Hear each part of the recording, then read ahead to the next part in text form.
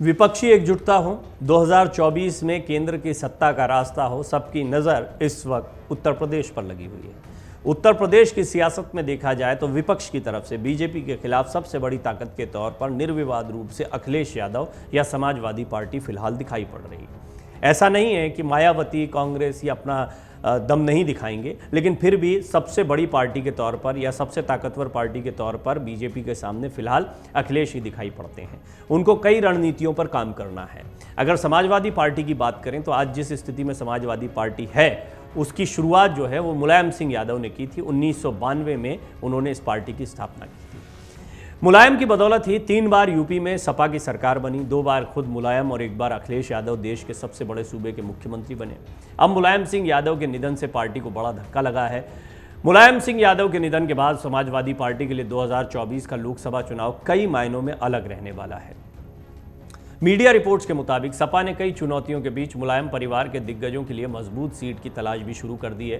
कहा तो ये भी जा रहा है कि सपा ने बड़ी ही खामोशी से लोकसभा चुनाव के लिए बिसात बिछानी शुरू कर दी है। पार्टी अब तक अपने करीब 10 से 12 नेताओं को मैदान में उतारने का संकेत दे चुकी है। हालांकि इस बारे में पार्टी के जिम्मेदार सार्वजनिक बयान देने से बच रहे हैं, पर इतना जरूर कहते हैं कि अगस्त-सितंबर तक सभी उम्मीदवार फाइनल कर दिए जाएंगे। समाजवादी पार्टी इस बार ज्यादा तैयारी के साथ में उतरना चाहती है। खासतौर पर वो सबक लेना चाहती है 2022 के विधानसभा चुनाव से। पूरी तरह से कॉन्फिडेंट थे अखिलेश यादव कि इस बार सत्ता पलट जाएगी, लेकिन योगी आदित्यनाथ का जादू चला। उन्होंने 37 साल पुराने इतिहास को पलट दिया, दोबारा मुख्यमंत्री चुनकर आए और ये एक बड़ा झटका था समाजवादी पार्टी के लिए। हालांकि ये समाजवादी पार्टी के प्रदर्शन का आकलन किया जाए तो वोटों का परसेंटेज बढ़ा, सीटों की संख्या बढ़ी, कई वोटर्स में उनका विश्वास जो है वो पहले से ज़्यादा मजबूत दिखाई दिया। एक बड़ी परीक्षा थी जिस परीक्षा में ठीक ठाक तरीके से लड़ाई लड़ी अखिलेश यादव ने। अब इससे सबक लेते हुए अखिलेश यादव आगामी लोकसभा चुनाव में उतरना चाहते हैं। वो कोई रिस्क नहीं लेना चाहते हैं।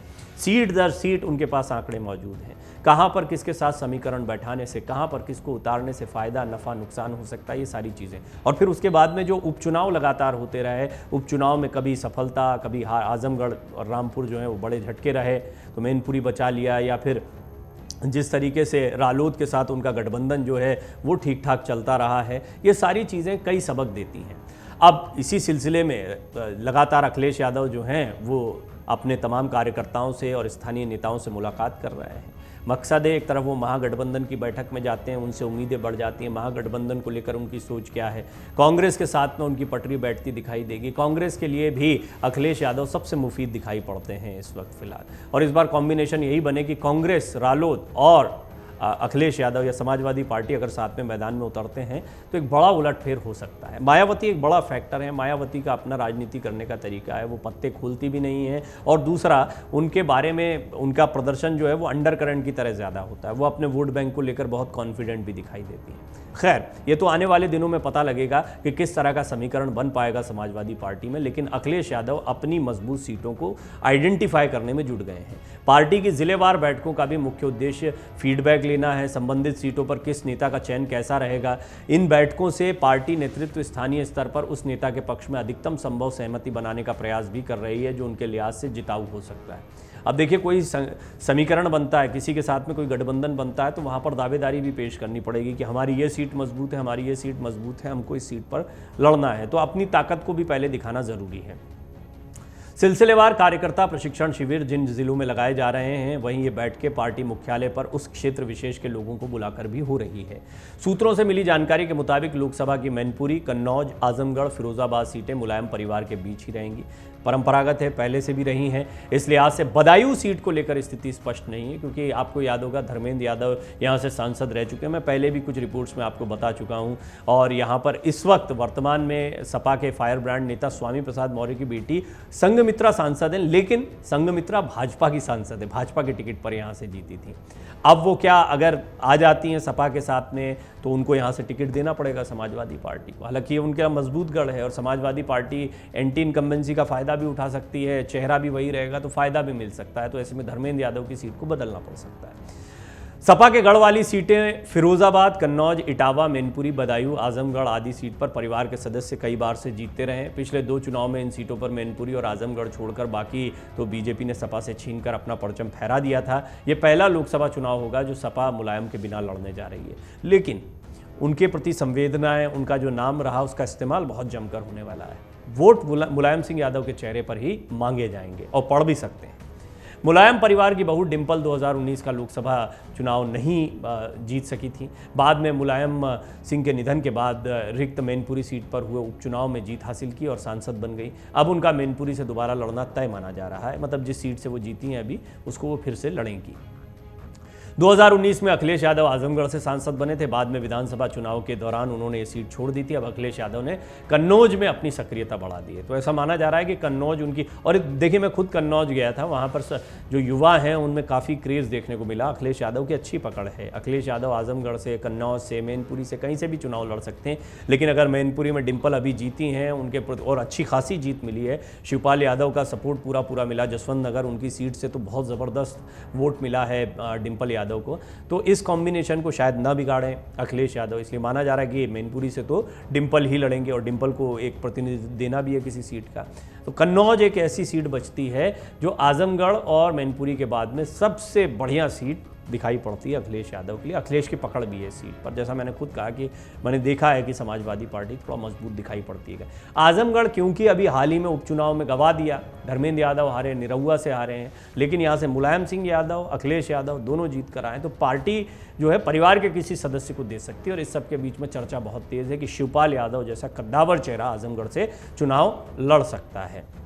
तो ये बहुत स्पष्ट है कि परिवार के चेहरे जो हैं वो पहले कई महत्वपूर्ण सीटों पर लड़ते दिखाई देंगे, लेकिन सिर्फ इतने पे दावेदारी नहीं छूटेगी। फिर इसके बाद में समीकरण बनाकर अन्य सीटों पर, देखिए इन सीटों पर भी सपा चाहती है कि वो मजबूती के साथ चुनाव लड़े। तो कांग्रेस के साथ में या किसी अन्य के साथ में कॉम्बिनेशन होता तो कांग्रेस की कोई दावेदारी इन सीटों पर नहीं दिखती है, या अन्य भी कोई गठबंधन होता है। ये लोग अगर सपोर्ट करते हैं तो थोड़े बहुत कार्यकर्ता भी या जो जनाधार है उसका फायदा कहीं ना कहीं समाजवादी पार्टी के कैंडिडेट को मिलता दिखाई दे सकता है। आइए हम आपको बताते हैं मुलायम के निधन से पार्टी पर क्या असर पड़ा है या क्या पड़ रहा है।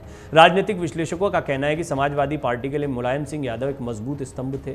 वो पार्टी के अध्यक्ष रहें या नहीं, उनकी वजह से बड़ी संख्या में सीनियर लीडर पार्टी से जुड़ते रहे, तब भी जब उन्हें अखिलेश यादव ने ज़्यादा तवज्जो नहीं दी। ऐसे में अगर अखिलेश अपने वरिष्ठ नेताओं को साथ लेकर नहीं चले तो आने वाले दिनों में उन्हें इसका नुकसान उठाना पड़ सकता है। अखिलेश को अब पार्टी के युवा और बुजुर्ग नेताओं के बीच एक तालमेल बैठाना पड़ेगा, वो अभिभावक की भूमिका में। आपको याद होगा कि शिवपाल यादव ने तो उन्हें छोटे नेताजी कहकर संबोधित करने के लिए कहा था। अखिलेश यादव इस अंदाज में आगे बढ़ भी रहे हैं, महत्वपूर्ण मीटिंग्स का महत्वपूर्ण चेहरा बन रहे हैं। महागठबंधन की जो पटना में मीटिंग हुई उसमें उन पर भी सभी की नज़र है। हालांकि फिलहाल वो महागठबंधन के साथ दिखाई दे रहे हैं, लेकिन उत्तर प्रदेश में वो किस तरह का समीकरण बनाते हैं देखना दिलचस्प होगा। देखिए उत्तर प्रदेश में तो विपक्ष की सपा की तैयारी हो गई, लेकिन आप भूलिए मत कि बीजेपी ने तो मिशन 80 बना रखा है। सारी की सारी 80 सीटों पर मजबूती से लड़ने और जीतने का प्लान बनाया है। बीजेपी की अपनी एक लोकप्रियता रही, योगी आदित्यनाथ का डबल इंजन जो है अगर वो कहीं बहुत मजबूत देखने को मिलता है तो यूपी है। केंद्र में प्रधानमंत्री मोदी का चेहरा और उत्तर प्रदेश में योगी आदित्यनाथ का चेहरा, इन दोनों का कॉम्बिनेशन लोकसभा चुनाव में भी काम आ सकता है। लिहाजा विपक्ष को सीट दर सीट इस चुनौती का सामना करना होगा। कुल मिलाकर उत्तर प्रदेश में जो सीटें आएंगी वो बहुत दिलचस्प आंकड़ा होगा। अब देखना होगा इसमें खासतौर पर महागठबंधन के लिहाज से भी देखा जाए तो जो अलग अलग राज्य चिन्हित हुए हैं उनमें उत्तर प्रदेश स्पेसिफिक में समाजवादी पार्टी और उसके साथ में कौन सहयोगी दल आता है वो देखना होगा। उसके प्रदर्शन पर सभी की नज़र रहेगी। इनकी सीटों पर ये निर्भर करेगा कि आने वाले समय में केंद्र की सत्ता में किस तरह के समीकरण बन सकते हैं। अगर उत्तर प्रदेश में बीजेपी को ये समाजवादी पार्टी या महागठबंधन के कोई दलों का कॉम्बिनेशन बनता है, ये रोकने में कामयाब होते हैं बीजेपी को किसी हद तक भी, तो ये एक बड़ा झटका होगा। और क्योंकि दक्षिण की राजनीति पे मैंने आपको विस्तृत रिपोर्ट दिखाई है, तो बहुत जगह पर अब विपक्ष की रणनीति ये बन रही है कि वो अलग अलग मोर्चों पर बीजेपी को चुनौती दे। अमर उजाला अब आपके टीवी पर भी। अपने स्मार्ट टीवी पर यूट्यूब पर सर्च करें अमर उजाला, चैनल सब्सक्राइब करें और देखें ताजा खबरें, वो भी HD क्वालिटी में।